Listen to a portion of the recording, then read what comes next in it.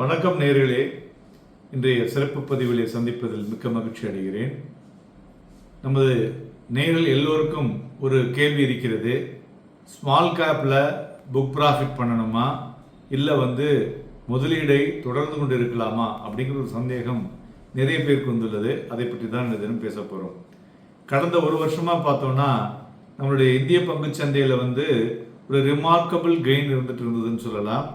அதிலும் particularly small cap stocks அது ஒரு எக்ஸப்ஷனல் ரிட்டர்ன் கொடுத்தது. கிட்டத்தட்ட 300 கம்பெனிகளுக்கு மேலே ஸ்மால் கேப்பில் பார்த்தோன்னா ஷேர் ப்ரைஸ் டபுள் ஆகிருக்கு. அதுமாதிரி ஒரு சில முக்கியமான கம்பெனிகள், ஒரு எக்ஸாம்பிளுக்கு சொல்கிறேன். அதை பார்த்தீங்கன்னு வச்சுங்களேன், அந்த வாரி ரினியூவபிள் எனர்ஜி டெக்னாலஜிஸ்னு இருந்தது.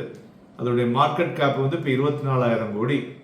ஸோ கிட்டத்தட்ட 13.6 டைம்ஸ் ஏறி இருக்கு சின்ஸ் நம்மளுடைய FY24 ஆரம்பத்திலேருந்து. 188 ரூபாய் இருந்தது ஏப்ரல் 3ஆம் தேதி அன்னைக்கு 2313 ரூபாய். ஸோ அது மாதிரி நம்ம கூட ரெக்கமெண்ட் பண்ணியிருந்த கம்பெனி இன்வெஸ்டர்ஸுக்கு டிரான்ஸ்ஃபார்மர்ஸ் அண்ட் ரெக்டிஃபையர்ஸ் இந்தியா, இதுவும் பார்த்தீங்கன்னா 981% ஏறி இருக்கு. ஸோ இதெல்லாம் ஒரு என்ன சொல்கிறது, ஒரு இர்ரேஷனல் எக்ஸிபரன்ஸ் இன்வெஸ்டர்ஸ் கிட்ட இருந்துட்டு இருக்கும். இது ஏன் இப்படி ஏறுது, என்னத்தினால? இது ஸ்மால் கேப்லேருந்து இதெல்லாம் மிட் கேப் கேட்டகரிக்கு போயிடும்.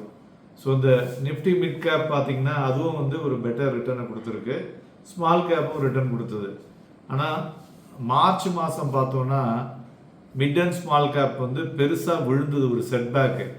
அந்த செபியினுடைய சேர்மனுடைய இன்புட்டுக்கு தகுந்த மாதிரி அதை ரெகுலேட்டரி ஸ்டேட்மெண்ட் வார்னிங் கொடுத்தாங்கல்ல. ஸோ அதனால் ஒரு ஒரு ஒரு பிக் சேலஞ்சுன்னு சொல்லலாம்.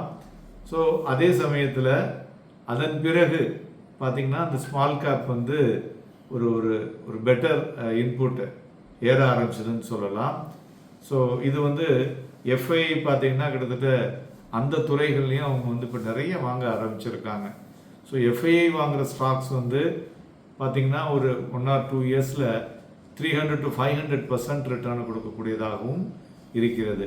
ஸோ அதனால் இதில் மெயினாக நாம் ஒரு சில விஷயங்களை பார்க்க வேண்டும். அந்த மெத்தடாலஜி அப்படிம்போம். இந்த பிளான் ஆஃப் ஆக்ஷனில் பார்க்கும் பொழுது இந்த ஸ்மால் கேப்பில் ஒரு இந்த 5 crucial parameters. ஃபஸ்ட்டு என்னன்னு பார்த்தோன்னா மார்க்கெட் கேபிட்டலைசேஷன்னு சொல்கிறோம்ல, அதை நம்ம பார்க்க வேண்டும். செகண்ட் அண்ட் தேர்ட் பேராமீட்டர் என்னென்னு பார்த்தீங்கன்னாக்க அவங்களுடைய ப்ராஃபிட் அண்ட் லாஸ், அப்புறம் அவங்களுடைய sales, then operating profit margin, net profit margin, இது எல்லாத்தையும் ஒரு எஃபிஷியண்ட்டாக அதை நம்ம இந்த கம்பெனி எப்படி பண்ணுறதுங்கிறத பார்த்துட்டு அதை அனாலிசிஸ் பண்ணினா அதில் ஒரு பெட்டர் ரிட்டர்ன்ஸ் நமக்கு ஒரு லாங் டேர்முக்கு கொடுக்கக்கூடும். ஸோ மேலும் வேறு என்னெல்லாம் இதில் ஸ்ட்ராட்டஜிஸ் பார்த்தோம்னாக்க டேர்ன் அரவுண்ட் பர்ஃபார்மன்ஸ். சில கம்பெனிஸ் பார்த்தீங்கன்னாக்கா ரொம்ப கீழே விழுந்திருக்கும்.